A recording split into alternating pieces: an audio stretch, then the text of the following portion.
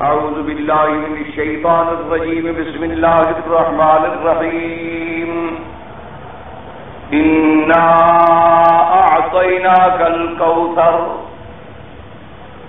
فصل لربك وانحر إن شانئك هو الأبتر. سورۃ الکوثر یہ بھی ان سور مبارکہ میں سے ہے جن کو اکثر مفسرین کرام رحمہم اللہ تعالی علیہم اجمعین نے فرمایا کہ سورہ مکیہ ہے، یعنی ہجرت سے قبل نازل ہوئی ہے.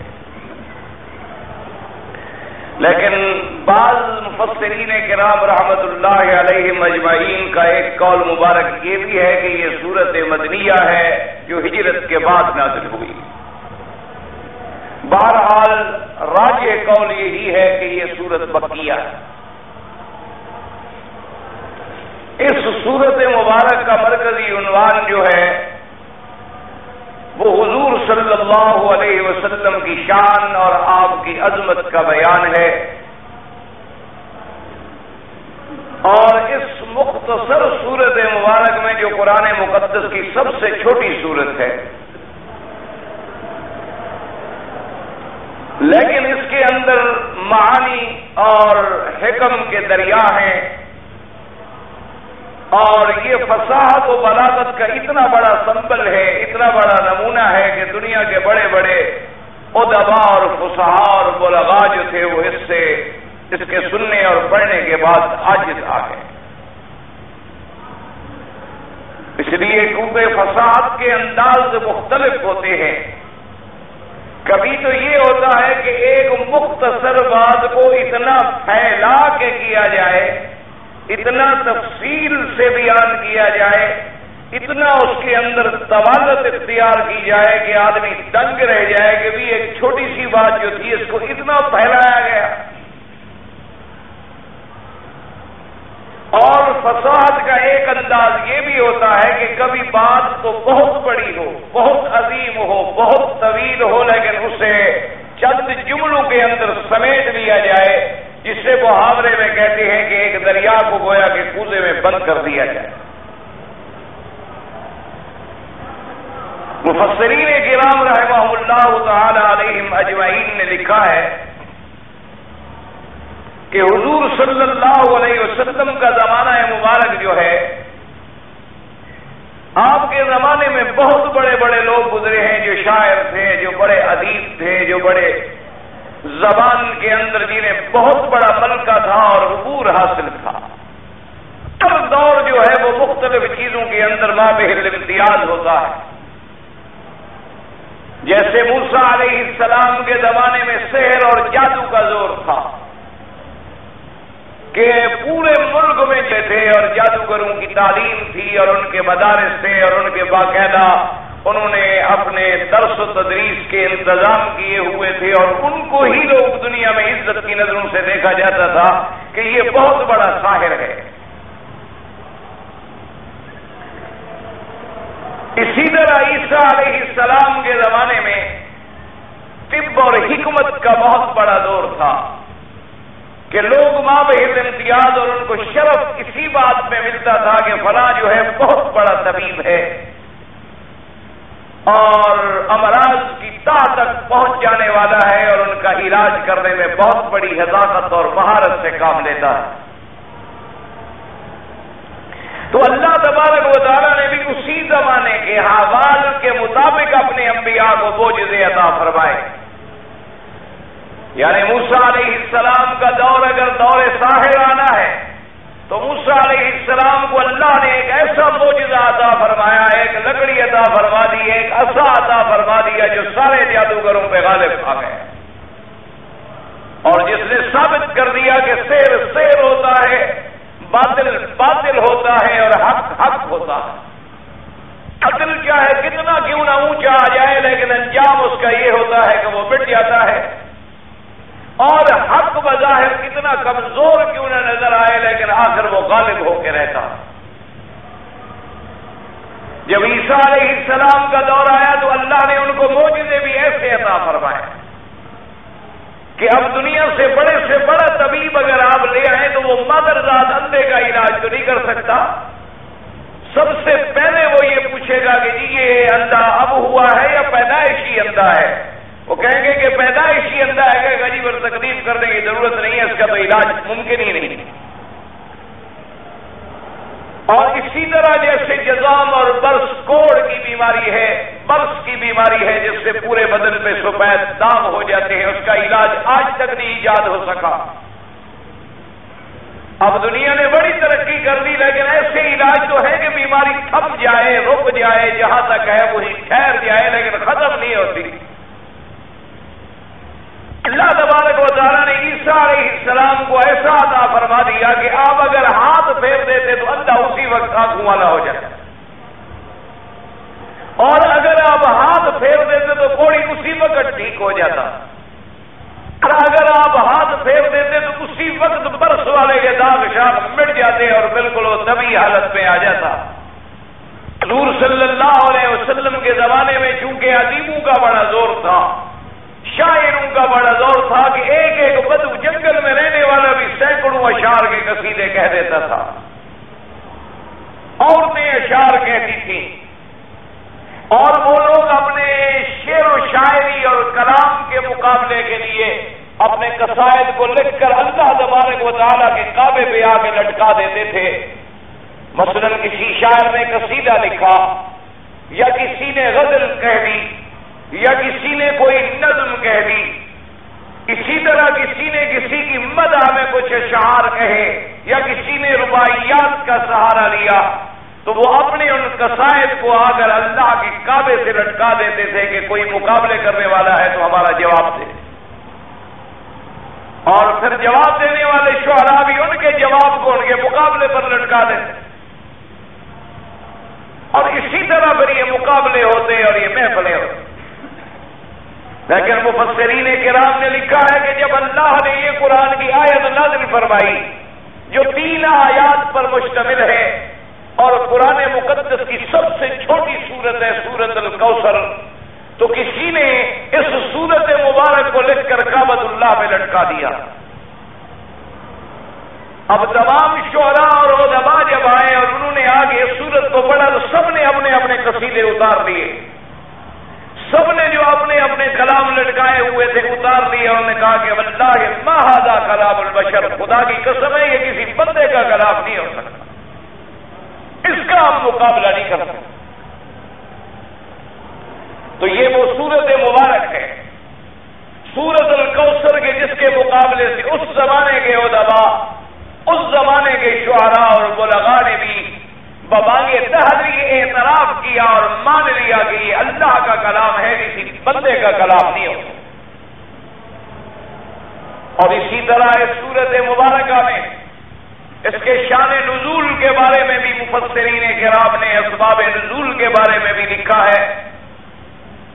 بعض لوگوں نے لکھا ہے کہ ابھی اللہ نے یہ بات کی کہ حضور صلی اللہ علیہ وسلم کے بیٹے جب پیدا ہوئے، حضرت عبداللہ اور فوت ہو گئے، اللہ کو جب اطلاع دی گئی کہ حضور صلی اللہ علیہ وسلم کا بیٹا فوت ہو گیا ہے تو کہنے لگا اچھا ٹھیک ہو گیا کہ حضور صلی اللہ علیہ وسلم کا چونکہ بیٹا فوت ہو گیا ہے تو اب وہ ابتر ہو گئے. یعنی کیا مانا؟ یعنی آپ مقطوع نسل ہو گئے، اب آپ کی اولاد آگے نہیں چلے گی تو آپ کا ذکر بھی نہیں چلے گا. اسی طرح بعض روایات میں آتا ہے کہ جب آپ کا بیٹا حضرت قاسم کی وفات ہوئی تو اس وقت بھی بعض نے کہا کہ ابھی جہل لعنت اللہ علیہ نے یہ بات کہی، اور بعض نے کہا کہ اس وقت آسی ابن وائل نے کافر تھے، اس نے کہا کہ بطر محمد نعوذ باللہ کہ اللہ کے نبی محمد مصطفیٰ کی نسل ختم ہو گئی، آپ مقطوع نسل ہیں، آپ کا کوئی نوجوان بچہ کوئی بیٹا زندہ نہیں رہا. اس کا نتیجہ یہ ہے کہ حضور کی وفات کے بعد جب آدمی کی اولاد نہ ہو تو ذکر جو ہے وہ ختم ہو جاتا. اس لیے اصل میں لفظ ابتر جو ہے یا مبتور جو ہے یا بدرا جو ہے یہ کہتے ہیں اگر کوئی آدمی ہو اور اس کی اولاد نہ ہو تو اس کو بھی کہا جاتا ہے، اور اگر جانور ہو اور اس کی دم نہ ہو، یعنی جو تم کٹا ہوا ہو، تم بریدہ ہو، تو اس کو بھی کہا جاتا ہے کہ ابتر ہے۔ تو اس لیے دشمنوں نے یہ بات جو تھی اپنی مجلسوں میں کہنی شروع کر دی کہ بھئی آپ لوگ غم نہ کریں، گھبرائیں نہیں، حضرت محمد رسول اللہ صلی اللہ علیہ وسلم اکیلے ہیں، آپ کی کوئی اولاد تو ہے نہیں، جتنے آپ کے بیٹے ہوئے وہ فوت ہو گئے، تو آپ کے بعد آپ کا نام لینے والا کون ہوگا؟ آدمی تو اپنی اولاد سے پہچانا جاتا ہے کہ نسل چلتی ہے اور نسل در نسل چلتی ہے، تو آدمی کا ذکر رہتا ہے کہ یہ فلاں کا بیٹا ہے اور یہ فلاں فلاں کا بیٹا ہے اور یہ فلاں فلاں کا بیٹا ہے، اور حضور صلی اللہ علیہ وسلم کے تو بیٹے نہیں، اگر ہوئے تو پیدا ہوئے تو فوت ہو گئے، کیونکہ حضور صلی اللہ علیہ وسلم کے اولاد مبارک جو تھی حضرت عبداللہ، حضرت ابراہیم، حضرت قاسم فوت ہو گئے، اور اس کو اللہ تبارک و تعالیٰ نے اپنے کلام مقدس میں ذکر بھی فرمایا ہے، اور اس میں اللہ کی حکمتیں، اللہ کی شان ہے۔ اگر اللہ کسی کو اولاد عطا فرماتے ہیں تو اس میں بھی حکمتیں ہیں، اور اولاد لے لیتے ہیں تو اس میں بھی حکمت ہے۔ اس لیے قرآن پاک نے وضاحت سے فرما دیا، ما کان محمد ابا احد من رجالکم، محمد رسول اللہ صلی اللہ علیہ وسلم کسی مرد کے تم میں سے باپ نہیں ہے، ولکن رسول اللہ وخاتم النبیین، اللہ کی حکمت تھی، اللہ نے اسی جگہ ختم نبوت کا مسئلہ بھی بیان فرما دیا، کیونکہ لوگ بڑے ضعیف الاعتقاد ہوتے ہیں، لوگوں کے اعتقاد بڑے کمزور ہوتے ہیں، جو پیر کے بیٹے کو پیر مانتے ہیں اور مولوی کے بیٹے کو مولوی مانتے ہیں، استاد کے بیٹے کو استاد کہتے ہیں چاہے وہ جاہل کیوں نہ ہو، پیر کے بیٹے کو ہمیشہ پیر زادہ اور صاحب زادہ اور مرشد زادہ کہتے چلے جائیں گے، چاہے وہ فاجر ہو، فاسق ہو، جاہل ہو، جس نے زندگی میں کبھی نماز بھی نہ پڑھی ہو، کہیں گے جی ہمارا مرشد زادہ ہے اور صاحب زادہ ہے اور حضرت زادہ ہے اور شیخ زادہ ہے، یہ استاد زادہ ہے۔ تو اللہ تبارک و تعالیٰ نے حضور کی اولاد میں خدا کی قدرت ہے کہ کوئی بچہ رکھا ہی نہیں تاکہ کوئی جاہل آپ کے بعد یہ دعویٰ نہ کر سکے کہ نبی کا بیٹا بھی نبی ہے۔ حضور صلی اللہ علیہ وسلم کی ختم نبوت کو اللہ نے ایسا محفوظ فرما دیا، ایسا مصون فرما دیا کہ کوئی ظاہری طور پر، یعنی بغیر کسی دلیل کے بلا وجہ ایک شعبہ دنیا میں نہ چھوڑ سکے۔ اسی سے آپ اندازہ لگا لیں کہ حضور کے نواسا، اسی طرح حضور صلی اللہ علیہ وسلم کے جداد بھائی حضرت علی رضی اللہ تعالیٰ عنہ، حضرت حسین رضی اللہ تعالیٰ عنہ کو لوگوں نے کتنا چڑھایا، کسی نے حاجت روا بنا دیا، کسی نے مشکل کشا بنا دیا، اور کسی نے انہیں پوری دنیا میں اسلام لانے کا ذریعہ بنایا، اور تمام صحابہ کے فضائل کا انکار کر بیٹھے۔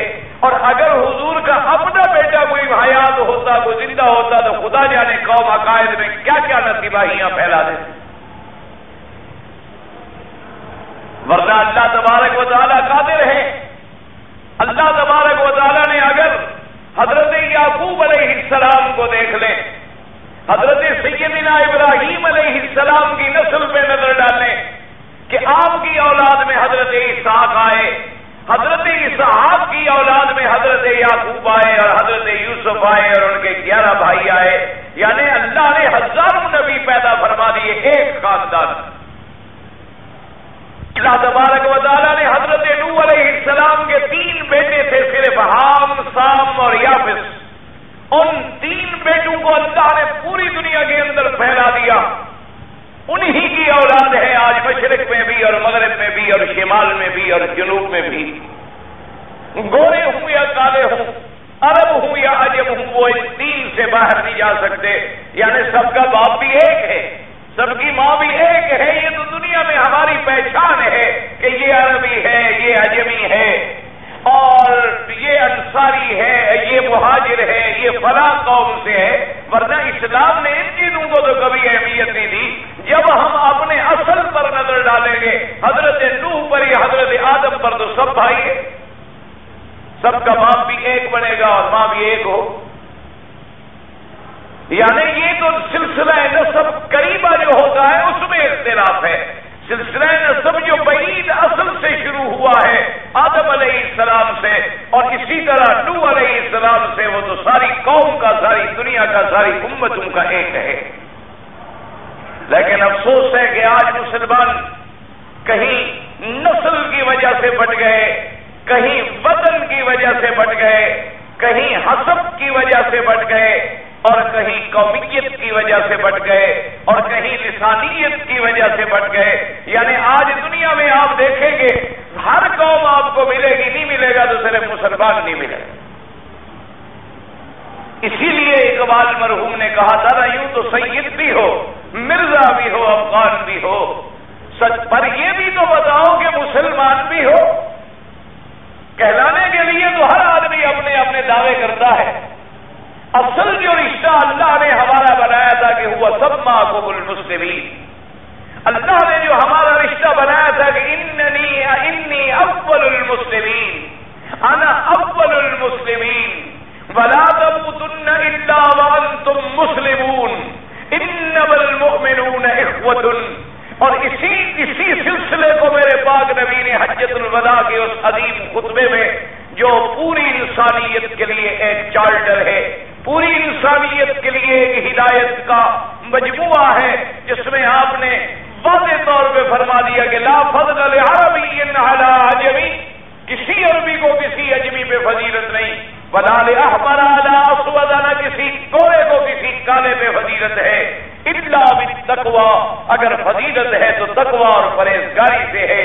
اور اللہ نے واضح فرما دیا ان اکرمکم عند اللہ اتقاکم. آج پوری دنیا میں آپ دیکھ لیں، جتنے جھگڑے ہیں، جتنے فسادات ہیں، جتنے اختلافات ہیں، جتنی جنگیں ہیں، جتنی خون ریلیاں ہیں، ان کے پس پردہ یہی قومی جھگڑے ہیں اور لسانی جھگڑے ہیں اور نسبی جھگڑے ہیں اور حسبی جھگڑے. اگر آج بھی ہم مسلمان بن جائیں، اگر آج بھی ہم اسلام کو اپنا لیں، صرف نام کے مسلمان نہیں بلکہ کام کے مسلمان بن جائیں تو تمام جھگڑے جو ہیں وہ ختم ہو جاتے ہیں. اگر آج بھی ہم حضور کے دامن رحمت میں آ جائیں، جنہوں نے ہمیں ایک سبق فرما دیا تھا کہ کلکم بنو آدم و آدم من تراب، کہ اے لوگوں فخر نہ کیا کرو، تم سب آدم کے بیٹے ہو اور آدم بھی تو مٹی سے پیدا کیا گیا. تمہارا کام تو تواضع ہونا چاہیے تھا، تمہارا کام تو مٹی کی طرف بچھ جانا چاہیے تھا. تمہارا کام تو جیسے مٹی تمہیں اپنے سینے پہ چلاتی ہے، تم اس کے اندر نہریں کھودتے ہو وہ خاموش رہتی ہے، تم اس کے اندر ہل چلاتے ہو وہ خاموش رہتی ہے، تم ان کے اندر اپنی کھیتیاں اگاتے ہو وہ خاموش رہتی ہے. تو تمہارا کام تو یہ تھا کہ تم بھی اپنے اندر قوت برداشت پیدا کرتے، تواضع پیدا کرتے، انکسار پیدا کرتے. ایسا نہ کرتے کہ شیطان کی طرح جیسے آگ اٹھی تھی اسی طرح تم بھی اٹھ کھڑے ہوتے اور دنیا میں فساد کا ذریعہ بن جاتے. تو اس لیے کافروں کو یہ موقع ملا، انہوں نے کہا کہ بطیع محمد صلی اللہ علیہ وسلم، کہ حضور صلی اللہ علیہ وسلم کی نسل جو ہے وہ ختم ہو گئی، اور آپ کے بعد کون آپ کا نام لے گا. اور بعض مفسرین کرام نے یہ واقعہ بھی لکھا ہے کہ کعب بن الاشرف جو یہودیوں کا بڑا سردار تھا اور مدینہ منورہ کا رہنے والا تھا، یہ بہت بڑا بدبخت سردار ہے جس نے ہر موقع پر دشمنی کی ہے حضرت محمد رسول اللہ صلی اللہ علیہ وعلی آلہ وصحابہ وسلم. اتنا بڑا ظالم تھا کہ اس نے کوئی موقع ایسا نہیں چھوڑا جس پہ میرے آقا کو اس نے نقصان نہیں پہنچایا. اور حضور کے شان میں اپنی لڑکیاں، گانے والی لڑکیاں، دوائفیں، مغنیات قسم کی عورتیں جو ہیں ان کو بلا کے محفلیں کروا کے حضور کے خلاف غنا کراتا تھا اور حضور کے خلاف ہجوم کراتا تھا اور حضور کی شان میں گستاخیاں کراتا. یہ وہی بدبخت ہے جس کے قتل کے لیے میرے آقا اتنے بڑے رحمت للعالمین ہونے کے بعد بھی مجبور ہو گئے کہ آپ نے اس کے قتل کا ارادہ فرمایا اور حکم دیا صحابہ کو کہ کوئی ہے جو اس بدبخت کی زبان بند کر دے. تو ویسے بھی یہ قاعدہ ہے کہ جو آدمی حضور کی شان میں گستاخی کرے گا اس کی سزا موت ہے دنیا میں، آخرت میں اس کے لیے ابدی جہنم ہے، اور دنیا کے اندر اس کے لیے سزا جو ہے موت ہے، اور اس کی موت کا کوئی بدلہ نہیں لیا جاتا، یعنی اس کا خون جو ہے کتے کی طرح رائے گا جائے گا کہ اس نے حضور کی شان میں گستاخی کی۔ حضور صلی اللہ علیہ وآلہ وصحابہ وسلم کا یہ سب سے بڑا دشمن مکے میں آیا کعب بن الاشرف، کیونکہ یہ بھی دشمن تھا اور قریش مکہ بھی دشمن تھے۔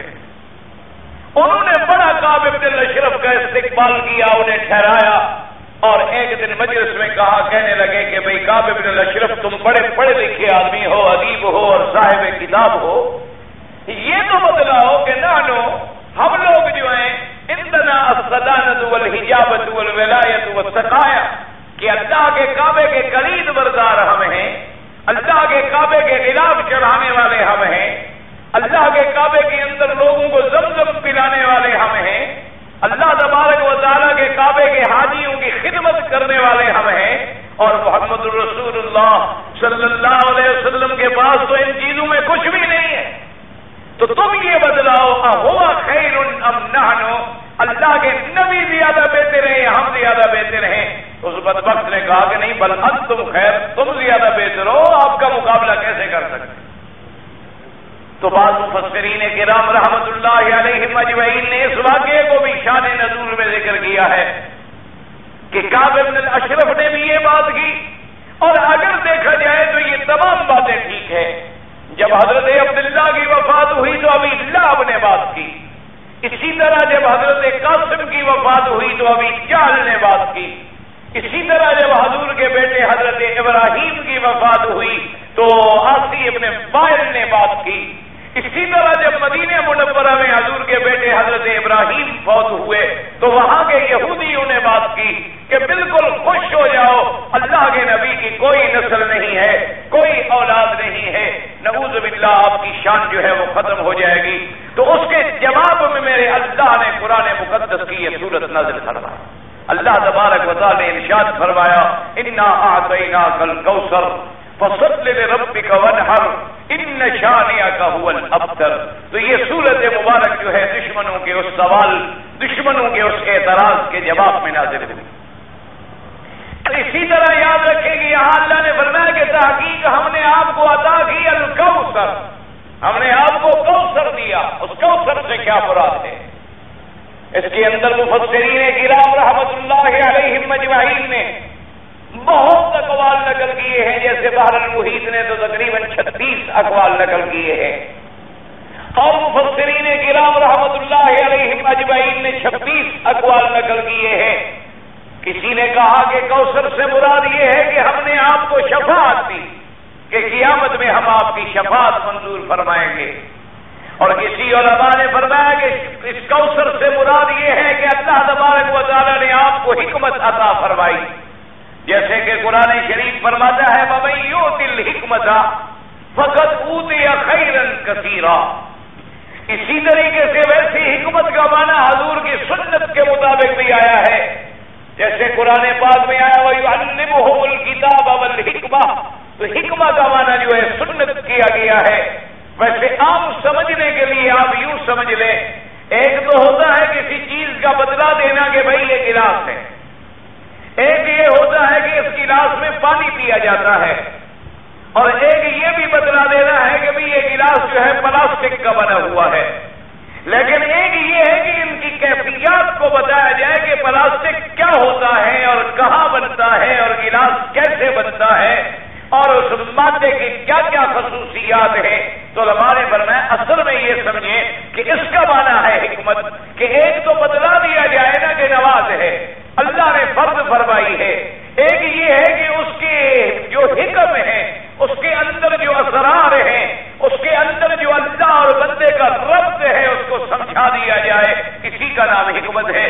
تو بعض علماء نے فرمایا کہ الکوثر سے مراد بھی وہ حکمت ہے۔ اسی طرح بعض مفسرین کرام رحمت اللہ علیہ نے فرمایا کہ کوثر سے مراد اللہ کا قرآن ہے، جو اللہ نے اپنے نبی پر اتارا اور نازل فرمایا، اسی کا نام ہے الکوثر۔ اور بعض علماء نے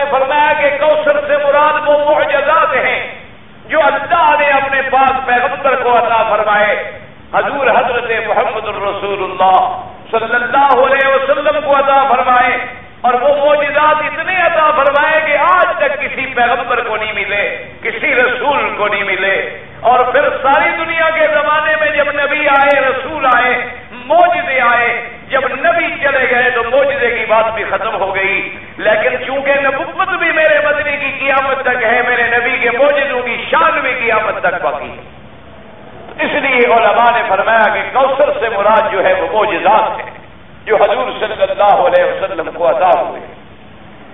بعض علماء کرام نے فرمایا کہ کوثر سے مراد جو ہے حضور صلی اللہ علیہ وسلم کے لیے وہ اولاد بھی ہے کہ دشمنوں نے جیسے اعتراض کیا تھا کہ آپ کی اولاد باقی نہیں، اللہ نے فرمایا ہم آپ کی اولاد کو بھی رکھیں گے، فرق اتنا ہے کہ ہم چاہے تو بیٹے کی اولاد کو بڑھا ڈالیں اور ہم چاہے تو بیٹی کی اولاد کو بڑھا ڈالیں، اگر بیٹیاں بھی تو آپ کی اولاد ہے، پھر ان کی اولاد کو جو ہم قیامت تک رکھیں گے۔ تو بعض علماء کرام نے اس سے یہ بھی مراد لیا، اور یاد رکھیں بعض علماء کرام نے فرمایا کہ کوثر سے مراد یہ ہے کہ ایک تو دنیا میں نسبی اولاد ہوتی ہے اور ایک روحانی اولاد ہوتی ہے۔ اگر حضور صلی اللہ علیہ وسلم کے نسبی بیٹے دنیا میں فوت ہو گئے، لیکن حضور ساری دنیا کے لیے باپ کے درجے میں ہیں اور آپ کی بیویاں جو ہیں وہ تمام امت کی مائیں ہیں، تو قیامت تک جو کلمے پڑھنے والے ہیں گویا وہ بھی اولاد محمد مصطفیٰ ہیں صلی اللہ علیہ وآلہ آلہ وصحبہ وسلم تسلیما کثیرا کثیرا۔ تو بعض علماء نے اس کے ترجمے میں یہ بھی فرمایا ہے، اور اسی طرح یاد رکھیں کہ بعض علماء نے فرمایا، اور اس کی تائید ایک حدیث مبارک سے بھی ہوتی ہے، حضرت انس بن مالک رضی اللہ تعالی عنہ فرماتے ہیں کہ ہم حضور کے ارد گرد بیٹھے ہوئے تھے، ایسے معلوم ہوا کہ حضور پہ نیند آ گئی ہے یا حضور صلی اللہ علیہ وسلم پہ غشی آ گئی ہے، اور اسی نیند کی اور غشی کی حالت کے بعد جب حضور کو افاقہ ہوا اور وہ کیفیت ختم ہوئی تو حضور مسکرا رہے تھے، اور آپ نے فرمایا کہ اے میرے صحابہ، آج اللہ نے مجھے ایک ایسی چیز عطا فرمائی ہے اور مجھ پہ ایک ایسی صورت نازل ہوئی ہے۔ اللہ نے فرمایا انا اعطیناک الکوثر۔ تو صحابہ نے پوچھا کہ حضور وہ کوثر کیا ہے؟ آپ نے فرمایا کہ مجھے جبریل نے بتلایا ہے کہ کوثر جو ہے وہ جنت کی ایک نہر کا نام ہے، اور اس نہر کے جو کنارے ہیں وہ موتیوں کے بنے ہوئے ہیں، اور اس نہر پر جو پینے کے برتن ہیں وہ آسمان کے ستاروں کے برابر ہیں، اور اس نہر کی جو مٹی ہے وہ مشک کے برابر ہے، اور اس نہر کا جو پانی ہے ابید من اللبن واحلی من العسل، کہ وہ دودھ سے زیادہ سفید ہے اور شہد سے زیادہ میٹھا۔ اللہ تبارک و تعالی نے مجھے کوثر عطا فرمایا۔ تو کوثر کا معنی کیا ہوا؟ اے نہر فی الجنت حافظاہ من الدر والیاقوت وترابها المسک وماؤها ابید من اللبن واحلی من العسل، او کما قال رسول اللہ صلی اللہ علیہ وسلم۔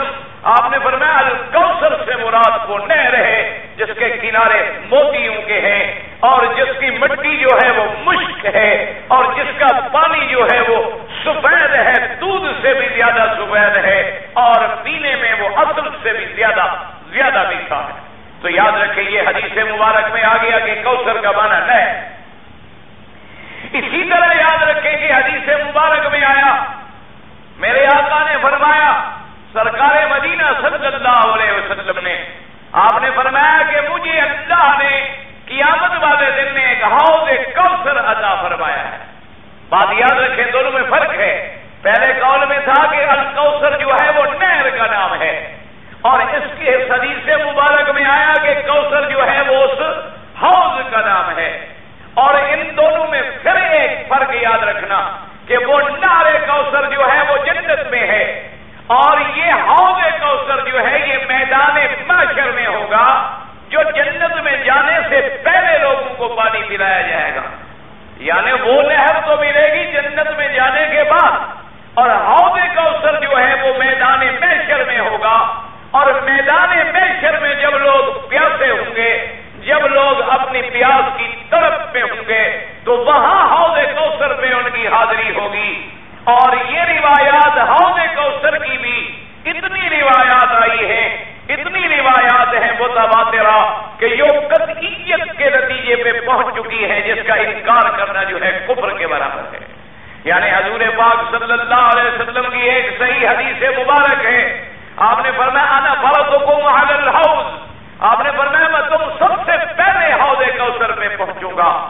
اور حضور پاک صلی اللہ علیہ وسلم نے فرمایا کہ اس حوض کوثر کے پانی کا ایک ایسا نتیجہ ہوگا کہ جس کو بھی وہ پانی نصیب ہو جائے گا پھر اس کو پیاس کی کوئی تکلیف باقی نہیں رہے گی. اسی طرح حوض کوثر پر بھی آپ نے فرمایا کہ حوض کوثر پر بھی اتنی برتن ہوں گے جتنی آسمان کے تارے ہیں، جیسے یعنی ان کا عدد بھی منکر ہوگا وہ محروم ہو جائے گا. اسی طریقے سے حوض کوثر کے بارے میں یہ بھی آتا ہے حدیث مبارک میں، حضور نے فرمایا کہ میں حوض کوثر پہ ہوں گا، میں دیکھوں گا کہ فرشتے جو ہیں کچھ لوگوں کو حوض کوثر کے قریب آنے سے دھکیل کے پیچھے ہٹا رہے ہیں. تو حضور پاک فرماتے ہیں میں ان کو بلاؤں گا، میں ملائکہ سے کہوں گا کہ ہاں اولئک صحابی، یہ تو میرے لوگ ہیں، میرے ساتھی ہیں، مسلمان ہیں، ان کو آگے آنے دو، کیوں منع کر رہے ہو؟ تو ملائکہ عرض کریں گے انک لا تدری ما احدثوا بعدک یا رسول اللہ. ملائکہ عرض کریں گے کہ حضور آپ کو پتہ نہیں ہے کہ آپ کے بعد یہ لوگ کفر میں، شرک میں اور بدعات میں مبتلا ہو گئے. انہوں نے آپ کے دین کو چھوڑ دیا، انہوں نے دین کو رسموں کا مجموعہ بنا ڈالا، انہوں نے دین کو ایک لعبہ اور تماشا بنا ڈالا، انہوں نے دین کے اندر نئے نئے طریقے ایجاد کر کے لوگوں کو بتلایا کہ یہ دین ہے. تو اس سے یہ صاف نتیجہ نکلا کہ جو مرتد ہے وہ تو ویسے کافر ہے، جو کافر ہے وہ ویسے کافر ہے، جس کی موت کفر و شرک پہ آ گئی وہ ویسے کافر و مشرک ہے. لیکن اگر کوئی منافق ہے، اسلام ظاہر کرتا ہے اور اندر کفر ہے، وہ بھی کافر ہے. اور ان کے علاوہ جتنے گمراہ فرقے ہیں یا اہل بدعت ہیں ان کو سب سے بڑی جو بدعت کی سزا ملے گی وہ قیامت والے دن حضور کے حوض کوثر سے بھی محروم ہو جائے. اللہ تبارک و تعالیٰ سے دعا کریں کہ اللہ کسی کو محروم نہ فرمائے. اور بدعت کا ایک معنی سمجھ لیں آسانی سے تاکہ آپ کو بات سمجھنے میں آسانی ہو. بدعت کا معنی ہوتا ہے یعنی دین کے معاملے میں کوئی ایسی نئی چیز یا نیا طریقہ یا نیا قول یا نیا عمل ایجاد کیا جائے جس کا اصل قرآن میں بھی نہ ہو، حدیث مبارک میں بھی نہ ہو اور صحابہ رضوان اللہ علیہم اجمعین کے دور میں بھی نہ ہو، اس کو کہا جاتا ہے بدعت. اسی لیے بعض لوگ میرے دھوکہ دیتے ہیں، کہتے ہیں دیکھو جی اگر ہر وہ چیز جو نئی ہو اور حضور کے زمانے میں نہ ہو تو اب یہ جو توپ پہنتے ہیں کیا حضور کے زمانے میں یہ توپ تھا؟ اب جو گھڑی پہنتے ہیں کیا حضور کے زمانے میں یہ گھڑی تھی؟ اب جناب یہ قلم جو لکھتی ہے کیا حضور کے زمانے میں یہ قلم تھا؟ اب یہ اینک جو لگاتی ہیں تو کیا حضور کے زمانے میں یہ اینک تھی؟ تو یہ بھی بدعت ہے. لوگ گھبرا جاتے ہیں، وہ سمجھتے ہیں کہ ہاں بات تو ٹھیک کہہ رہا ہے، حضور کے زمانے میں تو آخر یہ توپ بھی نہیں تھا، حضور کے زمانے میں تو ہوائی جہاز بھی نہیں تھے، حضور کے زمانے میں تو کاریں بھی نہیں تھیں. تو یہ اگر بدعتیں ہم کر رہے ہیں تو ایک آدھی بدعت اگر ہم نے 12 ربیع الاول کو کر لی تو کیا ہو جائے؟ ایک آدھی بدعت اگر ہم نے 27 رجب کو کر لی تو کیا ہو جائے؟ ایک آدھی بدعت اگر ہم نے 10 دن محرم کے کر لی ہے تو کیا ہو جائے گا؟ اگر باقی بھی تو ساری بدعتیں.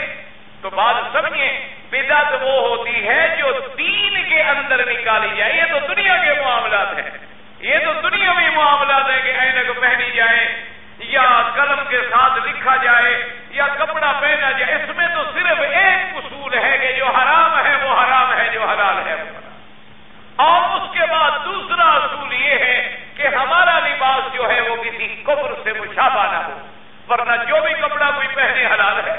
صرف یہ ہے کہ کافروں کے ساتھ تشابہ نہ آئے. تو ایسی مثالیں دے کر لوگوں کے ذہنوں کو خراب کرنا جو ہے یہ بہت بڑا دھوکہ ہے. حضور نے فرمایا من احدث فی امرنا ھذا، جو ہمارے اس دین میں کوئی نئی چیز پیدا کرے.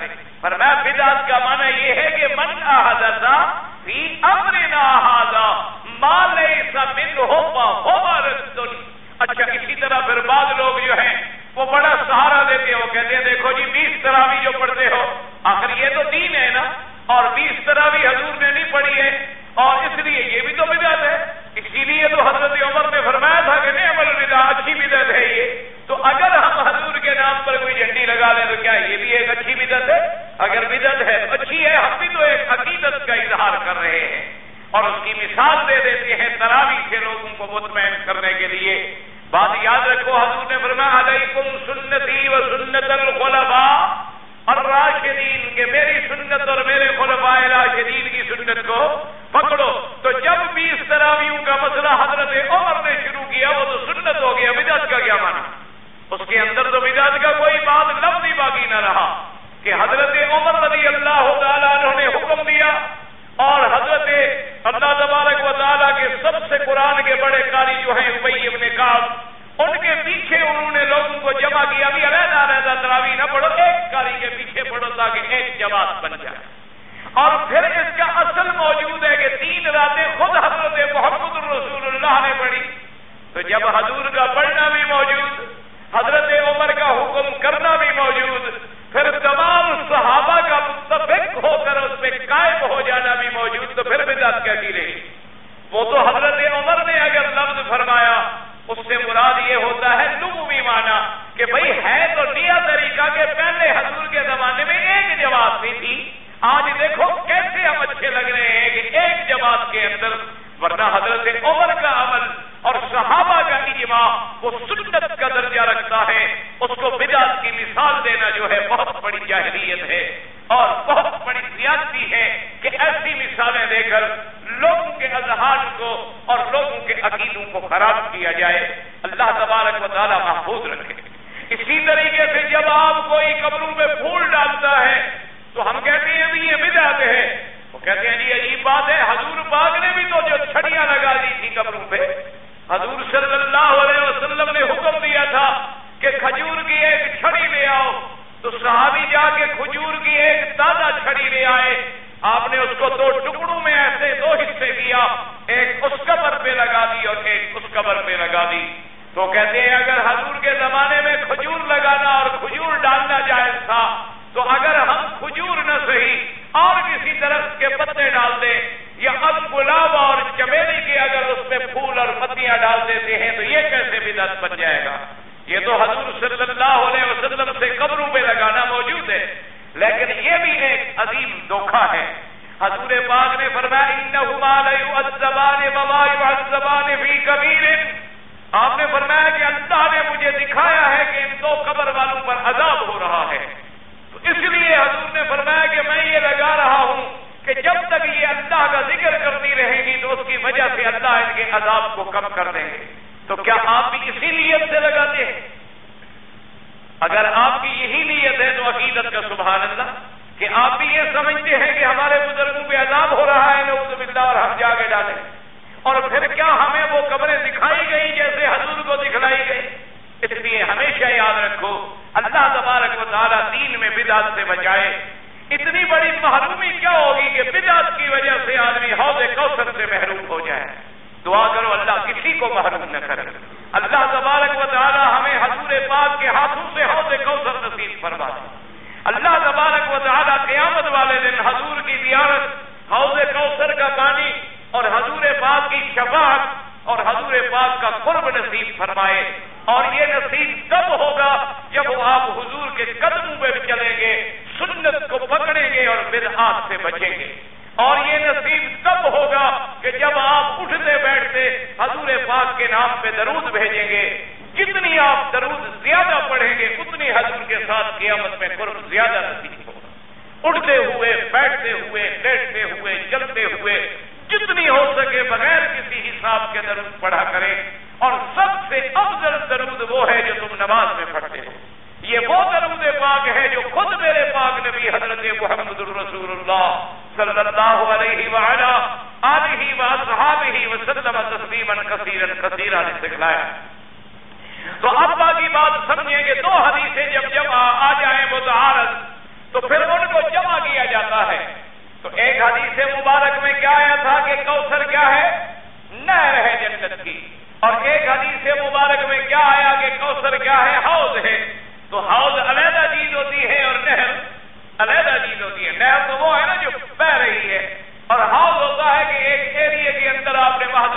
پانی کو کھڑا کر دیا. تو اس کو بھی جمع کیا ہے محدثین کرام نے کہ ایک اور روایت میں سے یہ بات ملی، حضور پاک نے فرمایا کہ آسمانوں کی طرف سے 2 پرنالے لگے ہوئے ہوں گے اور ان پرنالوں میں اس نہر کا پانی آ رہا ہوگا اور حوض کوثر بھر رہا ہوگا. تو لہذا دونوں حدیث مبارک جو ہے وہ جمع ہو جائیں گے، یعنی الکوثر کا اطلاق اس نہر میں بھی ہوگا، یعنی پانی اس نہر کا ہوگا اور ان پرنالوں کے ذریعے بھرا جائے گا اس حوض میں جس کا نام حوض کوثر ہوگا. تو اب دونوں حدیث مبارک جو ہے وہ جمع ہو جاتی ہے. اور اسی طرح یاد رکھیں کہ حضرت ابن عباس رضی اللہ تعالی عنہ حبر هذه الامہ، جن کو اللہ نے قرآن کا بہت بڑا عالم اور مفسر بنایا ہے، ان سے جب پوچھا گیا کہ حضرت الکوثر کا معنی کیا ہے تو حضرت ابن عباس نے ایک لفظ میں مسئلہ حل کر دیا. آپ نے فرمایا کوثر کا معنی ہے الخیر الکثیر، کہ بہت ساری بھلائی اور خیر.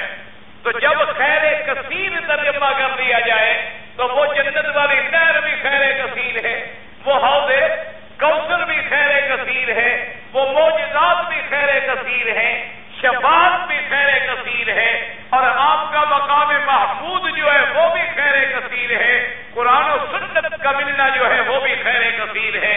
تو یہ لفظ جمع ہو جاتا ہے اس معنی کو جو حضرت ابن عباس نے کیا ہے. اور اسی ترجمے کو ترجیح دی ہے امام بخاری رحمۃ اللہ علیہ. امام بخاری رحمۃ اللہ علیہ نے بھی حضرت ابن عباس رضی اللہ تعالیٰ عنہ کے قول مبارک کو لیا. انہوں نے بھی فرمایا کہ الکوثر سے مراد جو ہے الخیر الکثیر ہے. تو یہ ایسا قول جامع ہے کہ تمام اقوال کو اپنے اندر سمو لینے کی جرت رکھتا ہے اور مکانت رکھتا ہے. تو اس لیے علماء نے فرمایا کہ حضرت ویسے ایک آدمی نے آ کر حضرت مجاہد سے کہا، انہوں نے کہا کہ عجیب بات ہے، تم تو ہمیں بتلا رہے ہو کہ الکوثر کا معنی حوض کوثر ہے اور تم ہمیں بتلا رہے ہو کہ الکوثر کا معنی نہر کوثر ہے، اور حضرت ابن عباس تو کہتے ہیں اور معنی ہے. تو آپ نے فرمایا تم نے تو ابن عباس کو سمجھا ہی نہیں ہے. نہر کوثر ہو یا حوض کوثر ہو، وہ خیر کثیر سے تو باہر نہیں ہوتا، وہ بھی تو خیر کثیر ہے جو اللہ نے حضور پاک صلی اللہ علیہ وسلم کو عطا فرمائی. ویسے اسی طرح یاد رکھیں کہ باعتبار لغت کے لفظ کوثر جو ہے یہ علی وزن فعل ہے، اس کا وزن ہے فعل. اچھا، اس میں اگر آپ دیکھیں گے تو اس کا مادہ جو ہے وہ بھی دلالت کرتا ہے کثرت پہ. کوثر یا آپ کہیں گے کثیر یا آپ کہیں گے کثرت، تو جو لفظ بھی آپ لیں گے اس میں مادہ ملے گا کثرت کا. تو اس کے مادے کے اندر بھی کثرت کا چیز جو ہے لفظ موجود ہے. جہاں جہاں بھی آپ کہیں گے جی بڑی کثیر جماعت تھی اور جی ہم نے دیکھا بڑی کثرت سے لوگ آ رہے تھے، ہم نے دیکھا جناب کہ وہاں جیسے تقاضا مال کے بڑھوتری کو اور بڑھانے کو جمع کر رہے تھے. اس مادے کو جہاں جہاں بھی لیں گے تو خیر کثیر کے معنی میں آئے گا. اسی لیے اہل لغت نے لکھا ہے کہ عرب کے اندر ایک بڑھیا تھی، تو اس کا چونکہ عربوں کی جو اصل زبان ہوتی ہے نا وہ بدو لوگ بولتے ہیں جو پہاڑوں میں رہتے ہیں. شہروں میں رہنے کی وجہ سے تو پھر زبانیں بگڑ جاتی ہیں نا. شہروں کے اندر تو پھر لوگ آتے ہیں تمام اکناف عالم سے، وہ اپنے اپنے الفاظ جو ہے ہماری لغات میں داخل کر دیتے ہیں، پھر وہ لغت فصحا نہیں رہتی. لیکن جب لغت فصحا سننی ہو تو ان لوگوں سے سنے جو شہروں سے دور ہوتے ہیں. ویسے آپ کی اردو ہو یا پنجابی ہو یا کوئی زبان ہو، جب شہروں میں آ جاتی ہے تو زبان دوسری زبانوں کے ساتھ الفاظ جو ہے وہ مل جاتے ہیں. تو ایک بڑھیا سے کسی نے پوچھا، اس کا بیٹا گیا تھا سفر پہ، جب وہ واپس آیا تو پوچھا بے ماذا آبا ابنک، اس نے پوچھا کہ اے بڑھیا تمہارا بیٹا کیا لایا؟ اس نے کہا آبا بالکوثر. اس نے کہا میرا بیٹا جو ہے بہت مال لایا ہے ماشاءاللہ. تو اس نے لفظ کوثر استعمال کیا اور اس سے مراد جو ہے وہ المال الکثیر لیا کہ میرا بیٹا واپس آیا ہے اور بہت بڑا مال لے کے آیا ہے. اس لیے کوثر کا لفظ جو ہے وہ بھی اسی بات پہ دلالت کرتا ہے کہ جس کے اندر خیر کثیر کا مادہ ہو. اور اسی سے یہ بھی اندازہ فرمائیں کہ ویسے تو میرے اللہ نے تمام نعمتیں جو دنیا کو دی ہیں وہ سب اللہ کی طرف سے ہیں. تمام نعمتیں جو دنیا میں آئی ہیں سب اللہ کی ہیں اور اللہ نے ہمارے لیے بنائی ہیں. لیکن وہ نعمت بڑی عظمت اختیار کر جاتی ہے. دیکھیں نا جی مثلا آدمی تحفہ بیچتا ہے بڑی بات ہے، لیکن ایک یہ ہے کہ اس تحفے کو وہ اپنے کسی خاص عزیز کے ذریعے آپ کو بھجوائے تو اس تحفہ تو وہی ہے، لیکن جو آدمی لے آنے والا ہے کیونکہ وہ اس کا زیادہ قریبی ہے تو اب تحفے کی شان بڑھ گئی۔ اور اگر وہ خود آئے اور کہے کہ جی میں تو جناب یہ آپ کے لیے لایا ہوں، تو آپ کہتے ہیں جناب تحفے کی کیا بات ہے، آپ کا لے آنا جو ہے نا یہ میرے لیے اتنا بڑا انعام ہے کہ میں اس کا شکر بھی نہیں ادا کر سکتا کہ آپ خود اٹھا کے میرے لیے لے آئے، آپ نے تکلیف فرمائی، آپ نے مجھے آگے اس تحفے کے لیے مناسب سمجھا۔ تو اس کے اندر جو سب سے بڑی عظمت ہے، اللہ نے جبریل کا حوالہ نہیں دیا، اللہ نے فرشتوں کا حوالہ نہیں دیا، فرمایا میرا مدنی انا اعطیناک الکوثر، ہم نے آپ کو دیا۔ تو جب دینے والا اللہ تبارک و تعالیٰ ہو، جب دینے والی وہ ذات ہوگی جس کے اندر خزائن کی کوئی حد و حساب نہیں ہے کہ تمام دنیا کے خزانے جو ہیں اس کے ملک میں ہوں، جب وہ فرمائے کہ ہم نے آپ کو خیر کثیر دیا ہے تو اس خیر کثیر کا آپ اندازہ کریں کہ وہ کیا ہو۔ اس خیر کثیر کا پھر کوئی کیا اندازہ کر سکتا ہے؟ خیر کثیر اگر آپ ظاہری دیکھیں، خیر کثیر اگر آپ معنوی دیکھیں، خیر کثیر کے اثرات آپ میرے مدنی پاک کی زندگی پہ نظر ڈالیں، آپ کی ولادت سے پہلے دیکھیں تو خیر کثیر ہے، آپ کی ولادت کے وقت پہ نظر ڈالیں تو خیر کثیر ہے، آپ کا بچپن پہ نظر ڈالیں تو خیر کثیر ہے، آپ کے شباب پہ نظر ڈالیں تو خیر کثیر ہے، آپ کی عبادت پہ نظر ڈالیں تو خیر کثیر ہے، اور آپ کی نبوت پہ نظر ڈالیں تو خیر کثیر ہے، اور آپ کی تعلیم پہ نظر ڈالیں تو خیر کثیر ہے، اور آپ کی شان پہ نظر ڈالیں تو خیر کثیر ہے کہ کہیں بھی کسی گھڑی میں بھی کوئی ایسا وقت ایمان سے کہیں، ذرا غور کریں، میرا یقین ہے، ایقان ہے، ایمان ہے، اور میں علی وجہ البصیرت کے بعد دعوے سے کہتا ہوں کہ 24 گھنٹوں میں کوئی ایک سیکنڈ بلکہ ایک سیکنڈ کا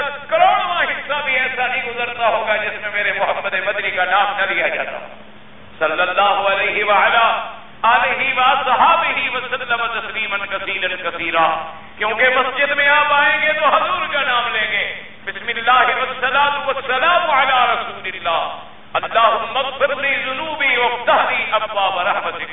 مسجد سے آپ نکلیں گے پھر بھی میرے مدنی کا نام لیں گے، بسم اللہ والصلاۃ والسلام علی رسول اللہ، اللہم اغفر لی ذنوبی وافتح لی ابواب فضلک۔ اسی طریقے سے اگر آپ آذان دیں گے تو تب بھی میرے مدنی کا نام لیں گے، اگر آپ تکبیر کہیں گے تب بھی میرے مدنی کا نام لیں گے، اسی طرح آپ نمازیں پڑھیں گے، فرض پڑھیں گے، واجب پڑھیں گے، نفل پڑھیں گے، سنت پڑھیں گے، اشراق پڑھیں گے، تب بھی میرے پاک نبی محمد مصطفیٰ کا نام لیں گے۔ اسی طریقے سے جہاں جہاں بھی آپ دیکھ لیں تو اب اسی سے آپ اندازہ لگا لیں کہ اگر یہاں مثلاً ظہر کی اذان ہو رہی ہے تو کہیں عصر کی ہو رہی ہے، کہیں مغرب کی ہو رہی ہے، کہیں عشاء کی ہو رہی ہے، کہیں اگر رات ہو رہی ہے تو کہیں دن ہو رہا ہے، کہیں دن ہو رہا ہے تو کہیں رات ہو رہی ہے۔ تو کوئی دنیا میں کوئی ایک لمحہ بھی ایسا نہیں گزرتا ہوگا کہ کسی نہ کسی جگہ کسی نہ کسی مکان پہ ذکر نہ کیا جاتا ہو حضرت محمد الرسول اللہ صلی اللہ علیہ وآلہ آلہ وصحبہ وسلم تسلیما کثیرا کثیرا۔ اسی لیے بعض مفسرین کرام نے یہ بھی فرمایا کہ جیسے اللہ نے فرمایا تبارفعنا لک ذکرک، میرا مدنی ہم تیرے نام کو اتنا اونچا کر دیں گے کہ تیرے دشمن مٹ جائیں گے، تیرے دشمنوں کی نسلیں ختم ہو جائیں گی، لیکن تیرے نام کو ہم قیامت تک بھی زندہ رکھیں گے اور قیامت کے بعد بھی زندہ رکھیں گے۔ اسی سے آپ اندازہ لگائیں کہ جب تک قیامت قائم نہیں ہوگی، نبوت ہوگی تو میرے مدنی محمد کی ہوگی، رسالت ہوگی تو میرے مدنی محمد مصطفیٰ کی ہوگی، شریعت ہوگی تو میرے مدنی محمد مصطفیٰ کی ہوگی۔ اور اگر ہم قبر میں جائیں گے تو سوال ہوگا اللہ کے بارے میں اور محمد مصطفیٰ کے بارے میں، اور مرنے کے بعد جب ہم اٹھیں گے تو ہم سب جائیں گے میدان محشر میں، وہاں حوض کوثر پہ کون ملیں گے؟ حضرت محمد مصطفیٰ۔ اور پھر شفاعت کے لیے کون آگے بڑھیں گے؟ حضرت محمد الرسول اللہ۔ اور اسی طرح شفاعت کے بعد بھی سب سے اعلیٰ مقام جو ملے گا، اور پھر اس کے بعد آپ تمام امت سے جو ملاقاتیں اور زیارت ہوگی، تو اس لیے آپ کا ذکر دنیا میں بھی موجود، آپ کا ذکر قبر میں بھی موجود اور آپ کا ذکر جو ہے میدان حشر میں بھی موجود.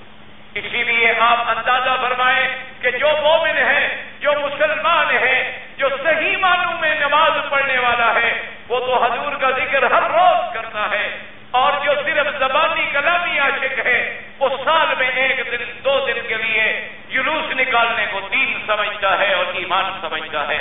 اللہ تبارک و تعالیٰ انہیں بھی ہدایت عطا فرمائے. ان کا مقصد بھی عقیدت ہے، ان کا مقصد بھی محبت ہے، ان کا مقصد بھی حضور پاک سے اظہار تعلق ہے، لیکن راستہ غلط اختیار کر لیا ہے، سنت کے بجائے بدعات کا شکار ہو رہے ہیں. اصل طریقہ یہ تھا کہ ہم حضور پاک کے جیسے اللہ نے حضور کے ذکر کو اونچا کر دیا، اگر ہم اذان دیں گے نماز پڑھیں گے تو ذکر کو اونچا کر رہے ہیں، اور اگر ہم نماز نہیں پڑھتے تو حضور کے ذکر کو اونچا نہیں کر رہے ہیں. اللہ تبارک و تعالیٰ نے جو حضور کو شریعت مطہرہ عطا فرمائی، اگر اس شریعت پر ہم عمل پیرا ہیں تو ہم حضور کی شریعت کو اونچا کر رہے ہیں، اور اگر ہم اس شریعت کو چھوڑے ہوئے ہیں تو ہم حضور کی شریعت کو مٹا رہے ہیں اور آپ کے ذکر کو مٹانے کے فکر میں ہیں. تو اس لیے مفسرین کرام نے فرمایا کہ یہاں اتنا بڑا عظمت کا صیغہ، اتنا بڑا جمع کا صیغہ آیا، اور اللہ تبارک و تعالیٰ نے ارشاد فرما دیا کہ انا اعطیناک، تحقیق ہم نے دیا ہے آپ کو، انا اعطیناک، اور کاف خطاب ہے میرے مدنی محمد مصطفیٰ کے. فرمایا تحقیق ہم نے آپ کو محمد عربی صلی اللہ علیہ وسلم عطا فرمایا الکوثر. تو یاد رکھو ایک قرات ہے اعطیناک، اور ایک قرات میں بعض مفسرین نے پڑھا انطیناک، انا انطیناک الکوثر، الف نون کے ساتھ، یہ تو ہے الف اور عین کے ساتھ. اگر یاد رکھیں انطینا کا معنی بھی ہوتا ہے اعطینا، یاد رکھو اس کا معنی یہی ہے، اس کا معنی بھی یہی ہے اعطینا کا.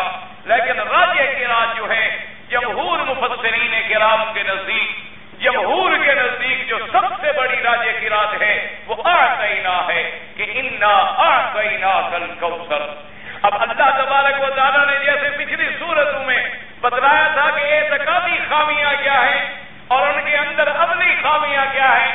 اعتقادی خامی کیا بتلائی تھی؟ یکذب بالدین، کہ وہ یوم الجزا کے منکر ہیں. اور عملی خرابیاں کیا تھی؟ کہ یتیموں پہ ظلم کرتے ہیں. عملی خرابیاں کیا تھی؟ کہ مسکینوں پر مہربانی نہیں کرتے.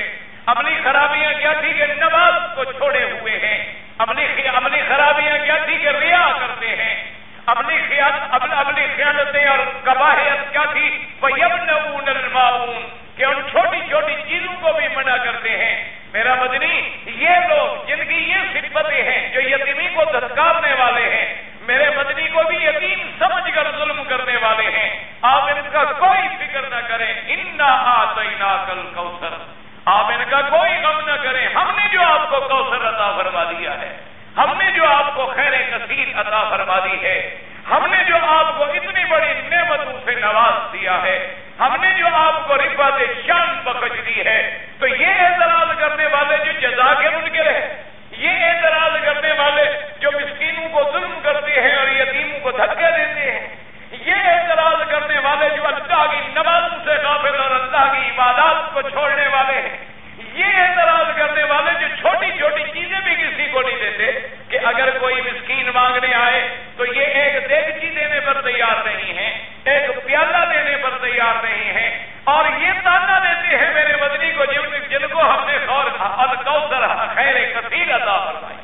تو اس صورت میں شان ہے، اور اس صورت میں اظہار انعام ہے، اور اس صورت میں عظمت ہے، بیان ہے جو میرے پاک نبی صلی اللہ علیہ وسلم کی ذات مبارک کے ساتھ ہے.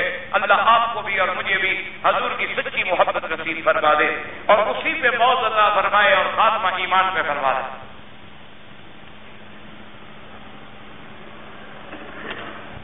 کہ میں ایک تاجر آدمی ہوں، میں کچھ چیزیں بیچتا ہوں اور ان کے بارے میں یہ ہوتا ہے کہ مثلاً کہ نقد قیمت ہے فین کی 10 ریال اور ادھار قیمت ہے 15 ریال. تو اگر میں ایسا بیچتا ہوں تو کیا یہ جائز ہے؟ ناجائز ہے؟ بالکل جائز ہے، کوئی بنا نہیں. لیکن بات یاد رکھیں، شرط یہ ہے کہ کہ آپ اس کو دونوں ریٹ بھی بتا دیں اور دونوں کی آزادی بھی دے دیں. بات سمجھیں. ایک تو ہوتا ہے کہ جی ہم نے دینا ہی قسط پہ ہے، نقد دیتے ہی نہیں، پھر حرام ہے. بات کو سمجھیں، اس میں باریکی ہے کہ آپ کہیں گے جی نہیں بس ہمارا تو دکان ہے بھائی انسٹالمنٹ اقساط پہ دینے کے لیے، ہمارے پاس بھائی کیش ہے ہی. آپ نے کیش پہ لینا ہے تو اور دکان ڈھونڈے، پھر تو حرام. آپ اس کو کہتے ہیں جی اگر آپ نقد لینا چاہتے ہیں تو یہ 10 ریال کی ہے، اور اگر آپ ادھار لینا چاہیں تو 15 ریال کی، آپ کی مرضی ہے. اب میں نے ادھار قبول کی تو گویا یہ چیز میں نے 15 میں خریدی ہے، اس لیے سود نہیں بنتا. میں نے اس میں سے دوسری رقم کا سودا قبول کیا ہے. اس کی دو سودے پہ، ایک 10 پہ بھی ہو سکتا تھا اور 15 پہ بھی ہو سکتا تھا. تو میں نے گویا 15 پہ قبول کیا تو 15 پہ خریدا. یہ سود نہیں بنتا. میں تو 15 روپے اس چیز کا عوض دے رہا ہوں نا. سود جو ہے وہ کسی چیز کا عوض نہیں ہوتا، وہ تو وقت کا عوض ہوتا ہے کہ آپ مجھ سے 1000 ریال لے جائیں اور سال کے بعد مجھے 1500 دے دیں. تو آپ نے پیسہ دیا ہے، اس کوئی چیز نہیں دی ہے. یہ تو میں نے ابھی چیز بیچی ہے، اس کی 2 قیمتیں میں نے بتائی ہیں. تو اس لیے اس کو سود نہیں کہا جاتا، یہ چیز جو ہے جائز ہے. لیکن تم نے لکھا ہے میں ریڈیو ٹی وی بیچتا ہوں، یہ کام نہ کرو، کوئی اور اچھا کام ڈھونڈو. مجھے تو نہیں پتا بھی آپ نے کیا لکھا ہے. رسول کے نام سے تربا، پتہ نہیں کیا ہے. 101 بار پیر جمعہ کو پڑھنے سے زیادہ اچھا ہے یا روز پڑھنے؟ کیا روز پڑھنے سے پتہ ہی لگے کیا آپ لکھا، کیا پڑھنے سے؟ حضور کے نام پر 101 بار کیا تربا تذبا، جو تو پڑھا نہیں جاتا کہ آپ نے لکھا ہی کیا ہے. کہتے ہیں جی 11 سال کی لڑکی ایک 65 سال کے بوڑھے سے نکاح کر دیا جائے، ظلم ہے، زیادتی ہے. اسی لیے شریعت میں حکم ہے کہ کف دیکھا جائے. اسلام میں برابر ہوں، جائیداد میں برابر ہوں، خاندان میں برابر ہوں، ہر چیز کے اندر برابری کا خیال رکھا جائے. یہ بہت بڑی زیادتی ہے. اللہ تبارک و تعالی آپ کو بھی مجھے بھی ہدایت دے. اصل میں لوگوں میں اتنی غربت آ گئی ہے کہ لوگ اتنے غریب ہیں بیچارے. اب دیکھیں نا، یہ اللہ کے عذاب ہیں، سیلاب ہیں، گھروں کے گھر بہ گئے، کھانے کو نہیں ملا. لوگ اپنی بچیاں بیچتے ہیں، غریب کیا کریں. لوگ اپنی عصمتیں بیچ، ورنہ ایمان سے کہو کوئی شریف آدمی پیسے والا اپنی 11 سال کی لڑکی 65 سال کے بوڑھے کو دے گا؟ آنکھیں نکال لے گا. لیکن وجہ کیا ہے؟ غریب ہے، وہ کہتے ہیں ٹھیک ہے بڑا بوڑھا ہے، کچھ ہے، پیسے تو دے رہا ہے، ہمارا 2 سال کی روٹی تو چلے گی. ہم سمجھیں گے لڑکی پیدا ہی نہیں ہوئی، ہم نے جہنم میں ڈالا. یہ ظلم ہو رہا ہے امت محمد مصطفیٰ. اللہ تبارک و تعالیٰ اس ظلم سے ہمیں بچائے، ہر مسلمان کو بچائے. اور اس کی وجہ کیا ہے؟ غربت. اسی لیے حضور نے فرمایا تھا کہ غربت ایسی چیز ہے کہ آدمی کو کافر بنا. غربت کی وجہ سے لوگ ہندو بن رہے ہیں، غربت کی وجہ سے لوگ عیسائی بن رہے ہیں، غربت کی وجہ سے لوگ قادیانی بن رہے ہیں، غربت کی وجہ سے لوگ عزتیں اور عصمتیں اپنی بیچ رہے ہیں. وجہ کیا ہے؟ غربت ہے. اور مسلمان بے حس ہو گیا ہے. ورنہ خدا کی قسم ہے، میں آج بھی کہتا ہوں، ذمہ داری سے کہتا ہوں کہ اگر آپ 1 سال تک 10% اپنی آمدنی غریب کو دے دیں تو کوئی دنیا میں غریب نظر ہی نہ آپ کو کوئی فرق پڑے گا، نہ کوئی غریب نظر آئے. کسی سے بھیک مانگنے کی ضرورت نہیں. ہر آدمی یہ فیصلہ کرتا ہے کہ میں نے اپنی آمدنی کا 10% جو ہے غریبوں کو دینا ہے، اور ان غریبوں کو دینا ہے جو اپنے رشتے دار ہوں، محلے والے ہوں، قریبی ہوں، جن کو تم جانتے ہیں. ہر آدمی جس کو اللہ نے توفیق دی ہے، مثلا 10 روپے کماتا ہے 1 روپیہ، 10,000 کمائے گا تو 1,000.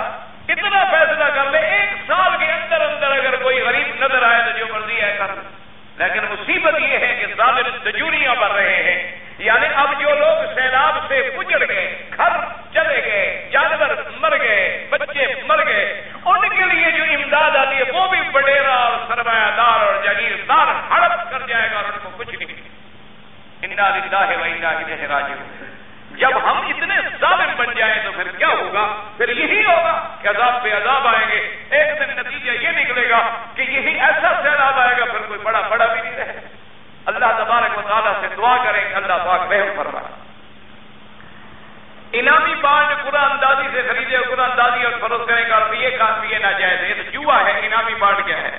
آپ نے 10 روپے کا خریدا، آپ 2 لاکھ کما لیے، تو جوا ہے. اگر کسی آدمی نے قسم کھائی ہے اور وہ کفارہ ادا کرنا چاہتا ہے تو بہتر یہ ہے کہ وہ کھانا کھلا دے. اگر نہیں تو کھانے کے پیسے لگا لے. امام ابو حنیفہ رحمۃ اللہ علیہ کے نزدیک پیسے دینے بھی جائز ہیں. وہ کہتے ہیں اندازہ لگا لے کہ ایک وقت میں آدمی مثال کے طور پر درمیانے ہوٹل پہ کتنی پیسے لگیں گے. مثلا ایک آدمی کی روٹی کے مثلا 5 بنتے ہیں تو 10 ریال روز کے ہو گئے. ایک کے 10 ہو گئے، اگر 10 تھے تو ایک کے 20 ہو گئے، وہ خود اندازہ کر کے دے سکتا ہے۔ میرا ماں باپ صحت تو ہے لیکن مالی حالت بڑی کمزور ہے، میں ان کی وجہ سے حج کر سکتا ہوں، کر سکتے ہیں۔ میں عزیزیہ میں رہتا ہوں تو مجھے حرم کی نماز کا ثواب ملے گا، بالکل ملے گا، جہاں تک حد حرم ہے، جہاں تک پورا حرم کے حدود ہیں وہاں تک ایک قرات ملتا ہے۔ کہتا ہے جی کہ 2 دم پہلے دے چکا ہوں، اس لیے بتا رہا ہے کہ میں کوئی نرم مسئلہ بتاؤں گا۔ بھائی تم غلطی کرو گے تو غلطی تو ہوگی۔ اب میں نے عمرہ کیا تو اپنے سر پہ خود اس طرح پھیلا، اس کا کوئی دم نہیں پڑتا، لیکن اگر عمرہ کرنے سے پہلے مسئلہ پوچھ لو تو وہ 2 دم بھی تمہیں نہ دینے پڑتے۔ تم غلطی کر کے جو مسئلہ پوچھتے ہو تو اس کا کیا علاج کیا جائے؟ تم عمرہ کرنے سے پہلے پوچھ لو کہ ہم نے عمرہ کرنا ہے جی کیسے کریں، ہم نے حج کرنا ہے جناب کیسے کریں، ہم نے طواف کرنا ہے کیسے کریں، کوئی دم نہیں پڑے گا، کوئی غلطی نہیں ہوگی، کوئی جرمانہ نہیں ہوگا اور اطمینان بھی رہے گا۔ تم پہلے تو اپنا عقل دوڑا لے دو، چھوڑو چھوڑو جی وہ لوگ کر رہے ہوں گے ہم بھی کر دیں گے، کیا ہے یار، کوئی مولوی ٹھیکیدار ہے دین کا؟ اور جب پھنس جاتا ہے مرے تو پھر بھی مولوی اور پیدا ہو تو پھر بھی مولوی، مولوی کہاں جان چھوڑ سکتا ہے؟ سوال پیدا نہیں ہوتا۔ جدہ سے ہم کو مکہ بھیج دیا، مکہ کے ہم پاکستان سے ابیل آئے، ابیل پتہ نہیں کیا اسی جگہ ہے، ابیل سے جدہ آئے بغیر انعام پر۔ بہرحال اگر آپ کو وہاں سے لایا گیا ابیل کے لیے، اسی